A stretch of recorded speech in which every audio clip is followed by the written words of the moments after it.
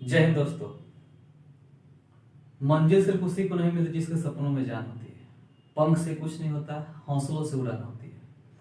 और तुरक हौसला वो मंजिल भी आएगा, प्यासे के पास चलकर समंदर भी आएगा। थक हार कर रुक न जाना ऐ मंजिल के मुसाफिर, तुझे मंजिल भी मिलेगी और मिलने का मजा भी आएगा। दोस्तों, इस वीडियो में हम लोग समझेंगे वास्तविक संख्या के बारे में। जैसे आप क्लास 10 के मैथ की किताब को खोलिएगा, आपको पहला लेसन दिखाई देगा वास्तविक संख्या, जिसको हम लोग रियल नंबर के रूप में समझते हैं। ठीक है, इसमें जो सबसे पहला फॉर्मूला आता है उसका नाम है, आपको यहाँ पे दिया गया है, यूक्लिड विभाजन एल्गोरिदम।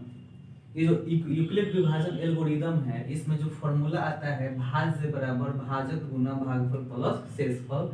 ये आपके एग्जाम में बहुत बार मतलब वन लिनियर में समझिए कि ऑब्जेक्टिव में दे करके पूछ लेता है।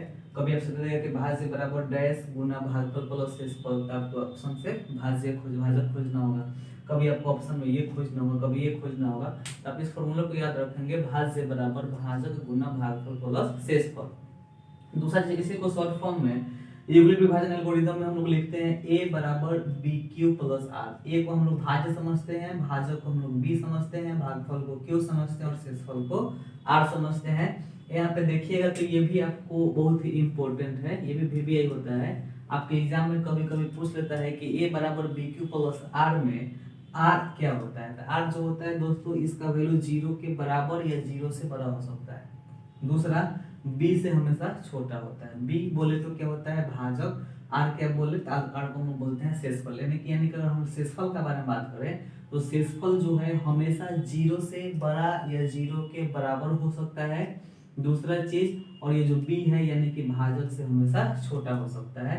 तो इसको याद रखते हैं कि r is greater and equal to 0 but less than b। मतलब r जो होता है b से छोटा होता है लेकिन 0 से बड़ा या 0 के बराबर हो सकता है। दूसरा चीज, इस विधि से यानी कि हमें जो फॉर्मूला देखना है भाज्य बराबर भाजक गुना भागफल प्लस शेषफल, इस फॉर्मूला से हम लोग क्या ज्ञात कर सकते हैं, तो हमेशा एचसीएफ निकालने के लिए हमसे बोला जा सकता है। दोस्तों, अगर इसको अब दूसरे फॉर्म में समझिएगा तो हम लोग भाग देते हैं, तो जो भाग देते हैं तो बीच में हम लोग क्या लिखते हैं, भाज्य लिखते हैं। ठीक है, इधर जो लिखते हैं उसको हम लोग क्या बोलते हैं, भाजक बोलते हैं। इधर जो होता है उसको हम लोग क्या बोलते हैं, भागफल बोलते हैं। और वैसे ही जो नीचे आ जाता है रिमाइंडर के तौर पर, इसी को हम लोग क्या बोलते हैं, शेषफल बोलते हैं, चाहे शेष बोलते हैं। ठीक है, तो इस विधि से हमको क्या निकालना होता है, एचसीएफ निकालना होता है। जैसे कि आपके पास इक्वेशन दे रखा है कि 455 और 42 का एचसीएफ ज्ञात करिए। आपसे क्वेश्चन पूछेगा कि यूक्लिड विभाजन एल्गोरिदम का प्रयोग करके 455 और 42 का एचसीएफ ज्ञात करें। तो इसमें आपको सोल्यूशन करते समय सबसे पहले फॉर्मूला लिखना होगा कि a बराबर बी क्यू प्लस आर। ठीक है, अब आपको समझाया कि भाज्य क्या होता है। अब इसमें देखिए, जो आप a जिसको मानिएगा ना, इसमें जो सबसे बड़ा होगा उसी को आपको a मानना होगा। मतलब 455 में 42 में बड़ा कौन है, तो 455 का पहले लिख देंगे। और b जो किसको मानिएगा, जो इसमें छोटा सा होगा उसमें। अब आपको यहाँ पे क्या करना है, q ज्ञात करना है, प्लस में r ज्ञात करना है। अब q ज्ञात करने के लिए देखिए q कहाँ से आता है, यहाँ पे देखिए ना कहाँ से आ रहा है, भागफल से। यानी आपको भागफल निकालना है। भाज्य कौन होता है, जो सबसे बड़ा वाला होता है। तो आपको निकालने का सिंपल सा फंडा है, 455 को इधर रखिए, 42 को इधर रख लीजिए और इसमें भाग दीजिए। ठीक है, 42 का पढ़ा अगर आप 10 बार पढ़ेंगे तो 420 आता है, और 420 को ऐसे करके घटाइएगा तो 35 आ जाता है। ठीक है, अब बताइए कि भागफल के स्थान पर क्या आ गया, 10, और इसी भागफल को हम लोग क्या बोलते हैं, क्यू बोलते हैं। ठीक है, तो यहाँ पे हम लोग 10 भर सकते हैं ना, और लास्ट में जब रिमाइंडर को हम लोग क्या बोलते हैं, शेष। यानी कि अब इसके स्थान पर यहाँ पे हमको आर लिखना है, आर जो नीचे आया है उसी को हम लोग यहाँ पे लिख दिए। इतना में कोई दिक्कत नहीं है। आगे बढ़ेंगे, जब आगे बढ़ेंगे तो इस 42 को लेकर के आ जाएंगे यहाँ पे, और इस 35 यानी कि रिमाइंडर को लेकर के आ जाएंगे यहाँ पे, फिर मल्टीप्लाई, आपको फिर से क्यू निकालना है और फिर से आर निकालना है। क्लियर है। अब क्या करना है, आपको फिर वही काम करना है, 42 को इधर लिख देना है और 35 से डिवाइड करना है। और 35 का पहला एक बार पढ़िएगा तो क्या आता है 35, रिमाइंडर कितना आ गया 7। अब देखिए तो q के स्थान पर कितना आ गया, 1 आ गया, तो q के स्थान पर आप 1 लिख देंगे। और यहाँ पे r के स्थान पर क्या है, 7 है, तो r के स्थान पर कितना लिख देंगे, 7 लिख देंगे। ठीक है, फिर अगला प्रोसेस जब करेंगे तो 35 को इधर लाएंगे और 7 को बराबर के करीब लाएंगे। ठीक है, इसको हम लोग क्या लिख सकते हैं, 35 बराबर 7 इंटू फिर से आपको q और फिर से आपको r निकालना है। आगे बढ़ेंगे। और फिर से क्या करेंगे 35 में भाग देंगे, किसका भाग देंगे 7 से, तो 7 के पावर 5 बराबर पर है तो 35 आएगा, रिमाइंडर कितना आ गया 0। और अभी आपको पता है कि रिमाइंडर या तो 0 हो सकता है या तो 0 से बड़ा हो सकता है, ठीक है। तो इस स्थिति में इस 5 को यहाँ पर ला दीजिएगा Q के स्थान पर और 0 को क्या रख दीजिएगा इस R के स्थान पर। और जब आपका R 0 आ जाता है तो बराबर के बगल में, ठीक है, बराबर के दाहिने साइड जो अंक दिखाई देता है वही उस क्वेश्चन का क्या होता है HCF निकल जाता है, लिखेंगे इसलिए इससे बराबर 7। उम्मीद करते हैं कि आपको यह समझ में आया होगा। अब हम दूसरे क्वेश्चन लिख करके और प्रैक्टिस करने का प्रयास करेंगे।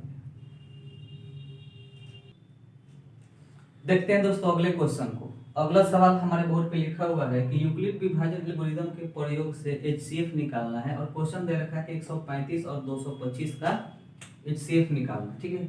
फिर से हम वही काम करेंगे, लिखेंगे A बराबर BQ प्लस R। A के स्थान पर किसको लिखेंगे जो बड़ा होगा, ठीक है। B के स्थान पर किसको लिखेंगे जो छोटा होगा, ठीक है। फिर से वही काम करेंगे, हम लोग बड़े वाले में क्या करेंगे छोटे वाले से भाग देंगे, ठीक है। तो 135 का पहाड़ा एक बार पढ़ेंगे तो कितना आएगा 135, इसको घटाएंगे तो कितना आएगा 90 आएगा, ठीक है। तो अगर हम बात करें Q, अब बताइए ना Q किसको कहते हैं, इसी को ना कहते हैं। R किसको कहते हैं, नीचे वाले को कहते हैं। तो Q के स्थान पर हम क्या लिख देंगे 1, R के स्थान पर क्या लिख देंगे 90। दूसरा काम करते समय क्या करेंगे 135 को इधर लाएंगे, तो लिख दिए 135 बराबर 90 को कहाँ लाएंगे बराबर के बगल में, यहाँ पे 90 लिख दीजिए, फिर गुना, फिर आपको यहाँ पे भरना है। फिर से हम क्या करेंगे 135 में भाग देंगे 90 का, ठीक है। तो 135 में 90 से हमने क्या करा भाग दिया, तो 90 का 90, ठीक है। इसको घटा दिया तो कितना आ गया 45 आ गया। फिर से देखिएगा तो ये क्या होता है Q होता है, ये वाला क्या होता है R होता है। तो Q के स्थान पर हमने 1 रख दिया, R के स्थान पर 45 आया तो हमने 45 लिख दिया। फिर इस 90 को हम लोग कहाँ लेके आएंगे बाहर की तरफ, तो 90 लिख दिया। फिर रिमाइंडर जो है कहाँ लेके आएंगे बराबर के बगल में, तो यहाँ पे आ गया आपका 45। फिर से यहाँ पे आपको रिमाइंडर भरना है और Q भरना है, ठीक है। इस बार हमने 90 में भाग दिया किससे 45 से, तो 45 के पास दो बार पढ़ेंगे तो कितना गया 90, रिमाइंडर कितना गया 0। अभी आपको पता है कि जब रिमाइंडर 0 आ जाता है, ठीक है, जब रिमाइंडर 0 आता है तो बराबर के दाहिने साइड में जो अंक होता है वही अंक क्या होता है उस क्वेश्चन का आंसर होता है, लिखेंगे इसलिए HCF बराबर कितना 45। क्लियर। देखते हैं दोस्तों अगले सवाल की तरफ, ठीक है। अगला सवाल हमारा लिखा हुआ है कि 867 और 255 का क्या करना है HCF निकालना है A बराबर BQ प्लस R वाला फॉर्मूला लगा करके, ठीक है। फिर से हम वही काम लिखेंगे A बराबर BQ प्लस R। A के स्थान पर किसको लिखेंगे जो बड़ा होगा, B के स्थान पर किसको लिखेंगे जो दिए गए क्वेश्चन में छोटा होगा, ठीक है। अब काम शुरू करते हैं, क्या करना होगा हमको 255 से भाग देना होगा किस संख्या में, तो 867, ठीक है। अगर इसका पहाड़ा हम लोग 3 बार पढ़ेंगे तो कितना आ जाएगा 765 आ जाएगा। 765 को अगर हम लोग घटा देंगे तो कितना आ जाएगा 102 आ जाएगा। अब सोचिए ये वाला क्या होगा Q, ये वाला क्या हो जाएगा R। अब Q के स्थान पर हम क्या लिख दिए 3 और R के स्थान पर क्या लिख दिए 102। फिर से 255 को हम लोग क्या करेंगे बाहर करेंगे और 102 को क्या करेंगे बराबर के करीब लाएंगे। फिर से हमको Q निकालना है और फिर से हमको R निकालना है, ठीक है। तब क्या करेंगे 102 में भाग दे देंगे 255, 102 से भाग दे देंगे 255 में, और इसका पहरा हम लोग कितना बार पढ़ते हैं 2 बार पढ़ते हैं, ठीक है। तो 204 आ जाएगा, इसको हम लोग घटा देंगे तो कितना आ जाएगा 51 आ जाएगा, ठीक है। तो यहाँ से हम लोग क्या लिख देंगे, ये वाला आपका Q है और ये वाला कितना है R है। तो Q के स्थान पर कितना आया है 2 और R के स्थान पर कितना आया है 51, तो यहाँ पे हम लोग 51 लिख दिए। फिर 102 को इधर लाएंगे। ये एक प्रोसेस हम कब तक करेंगे जब तक R का मान 0 न आ जाए, ठीक है।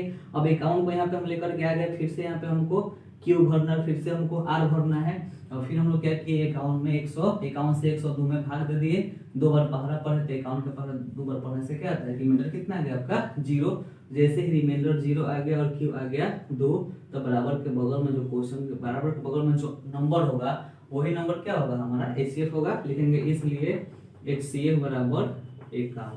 यही क्या हो गया हमारा आंसर। एक बात हमेशा याद रखिएगा, ये जो यूक्लिड विभाजन एल्गोरिथम है ना, इस पर एक सवाल आपके फाइनल एग्जाम में जरूर पूछे जाते हैं और वो क्वेश्चन जो होते हैं 2 नंबर के होते हैं। यानी कि अगर हम बात करें तो जो रियल नंबर का a बराबर bq प्लस r वाला मेथड है, ये क्या होता है, बहुत ही इंपॉर्टेंट होता है। VBI होता है क्योंकि कम से कम एक क्वेश्चन आपके यूक्लिड विभाजन एल्गोरिदम से पूछता है। यकीन नहीं हो तो क्वेश्चन में उठा करके देख लेंगे, किसी भी साल का क्वेश्चन में उठा कर देखिए, उस साल में यूक्लिड विभाजन एल्गोरिदम का प्रयोग से HCF निकालने पर आधारित एक प्रश्न जरूर पूछा है। तो आप इसको अन्यथा में नहीं लेंगे, इसके ऊपर काम करेंगे। आपके पास बहुत सारा किताब होगा, उस किताब के क्वेश्चंस को आप सॉल्व करेंगे और सॉल्व करके इसी प्रोसेस से आप लोग आगे बढ़ेंगे। उम्मीद करते हैं कि आपको यह पहला जो वीडियो है वास्तविक संख्या का समझ में आ गया होगा। अब अगले वीडियो में हम लोग इससे आगे बढ़ेंगे, वास्तविक संख्या का दूसरा रूप लेकर के आएंगे, जिसमें परिमेय संख्या, अपरिमेय संख्या, अभाज्य संख्या, ऋण संख्या, सारी संख्याओं को पढ़ेंगे, उसका और भी विश्लेषण करेंगे और हम अपने नॉलेज को गेन करेंगे। जय हिंद।